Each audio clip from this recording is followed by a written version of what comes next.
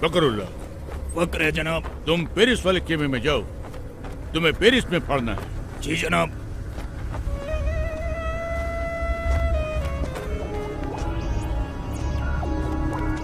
फकरुल्लाह। फकर है जनाब। तुम अमेरिका वाले खेमे में जाओ, तुमको अमेरिका में पढ़ना है। जनाब। फखरुल्लाह। फखर है जनाब। वो तो हमको भी है तुम पर। तुम हमारे साथ आओ, तुमको हिंदुस्तान में पढ़ना है। मुझे हिंदुस्तान में शहीद नहीं होना जनाब।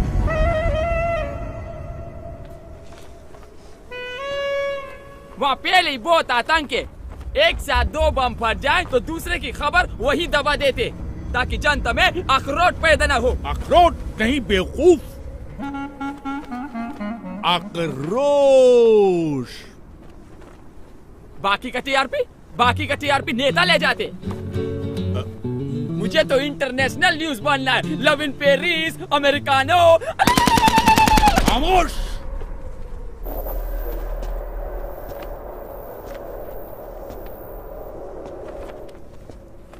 बदअक्ल, बदशक्ल, बेवकूफ, नामाकूल, गुस्ताख।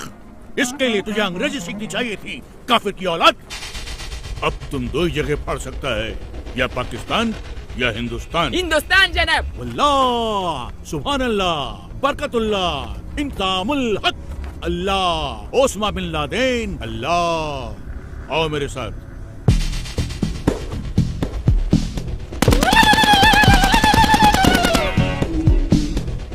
और एक बात ध्यान रखना, किसी भी मुल्क में जाकर पढ़ने के लिए सबसे पहले तुम्हें उस मुल्क के आम आवाम का एक हिस्सा बनना पड़ेगा, जिससे किसी को भी तुम पर शक न हो।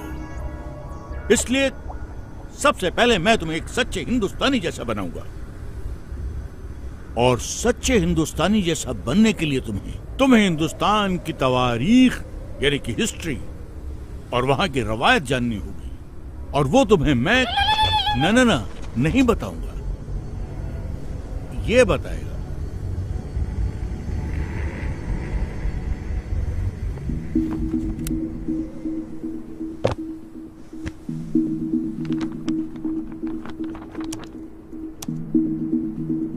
We made a tryst with destiny, and now the time comes when we shall redeem our pledge. Among those Indians who are now abroad, I expect that Indians living in Axis countries or in कोई बड़ी बात नहीं है बिस्मिल साहब। बड़ी बात तो ये है कि जिस्म से टपका हुआ एक बूंद खून आने वाली नस्ल के सारे खून में उबाला ला सकता है या नहीं।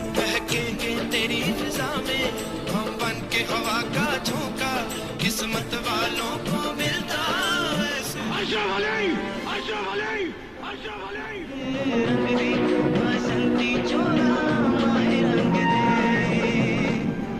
लेकिन हमारा हिंदुस्तान जिंदाबाद था, जिंदाबाद है और जिंदाबाद रहेगा। हिंदुस्तान जिंदाबाद।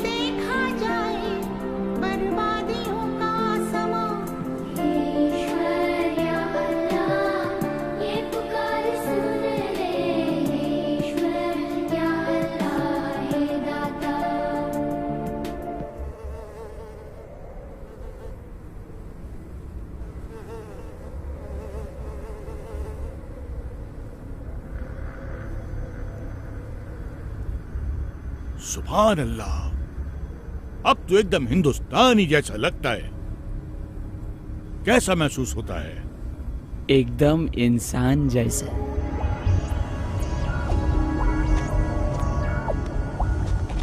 अब तू पढ़ने के लिए एकदम तैयार है।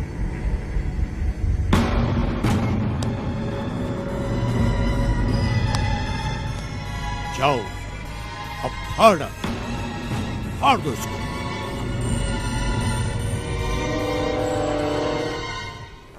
15 अगस्त 1947 सैकड़ों स्वतंत्रता सेनानी, जिसमें मुसलमान, हिंदू, सिख, ईसाई चारों कौम की शहादत के बाद भारत को आजादी मिली। एक ही तिरंगे के नीचे खड़ा होकर हम सब ने मिलकर भारत का संविधान बनाया, जिसमें जितना अधिकार एक हिंदू को दिया, उतना ही अधिकार एक मुसलमान को, और उतना ही एक सिख और उतना ही एक ईसाई को दिया। एक ऐसा देश जो हर मजहब को जानता हो, पहचानता हो, अपना मानता हो। ऐसा देश जहाँ पर हिंदू के मंदिर की घंटियों के साथ अजान मिलकर पूरे हिंदुस्तान को एकता का पाठ पढ़ाती हो। ऐसे देश में कोई कैसे बम फाड़ सकता है? एक ऐसा देश जहाँ पर हिंदू और मुसलमान दोनों फांसी के तख्ते पर चढ़ गए हो, झूल गए हो। ऐसे देश में बम कोई कैसे फाड़ सकता है? खामोश, नामाकुल, बदबक, गड़रिये की औलाद, काफिर। वापस तो हमारा बाप हम खुद फाड़ देगा, हम खुद फोड़ेगा इसको। अरे छोड़ दो इसको। हम